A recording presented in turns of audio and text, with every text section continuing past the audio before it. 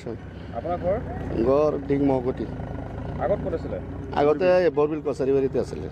কিয় গ'লগৈ ইয়াৰ পৰা ইয়াৰ পৰা এই গুণ্ডা বাহিনীকেইটা মানে উৎপাত কৰি থাকে কি উৎপাত কৰে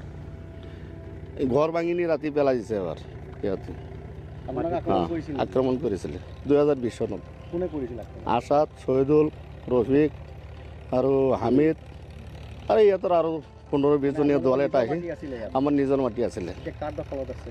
এতিয়া আছাদতৰ দলতে আছে দখলত আছে আপোনালোকে এতিয়া আহিব নোৱাৰে ইয়াত। আহিব নোৱাৰোঁ এতিয়া দেখা গৈছে আজি দেখিছোঁ সকলো মানুহ আহিছে অসমীয়া মানুহ আকৌ মুছলমান মানুহ আহিছে আহি পেলাই ইয়াত হাল মাৰিছে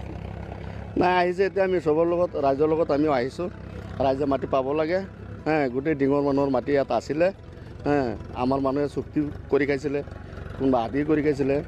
কোনোবা অলপ চলপ কিনিও লৈছিলে তাৰ ভিতৰতে চবৰে মাটি আছিলে চবেই মাটি পাব লাগে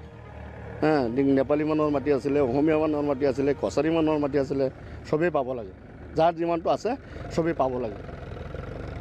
নদীয়ে বা কহাই নিছিলে আকৌ মাটিটো পৰিছে চবেই ৰাইজৰ মাটি নিজৰ মাটি নিজে পাব লাগে মোৰ এইটোৱে আপত্তি চৰকাৰৰ তাত এইটো আপত্তি জনাইছোঁ চৰকাৰ যাতে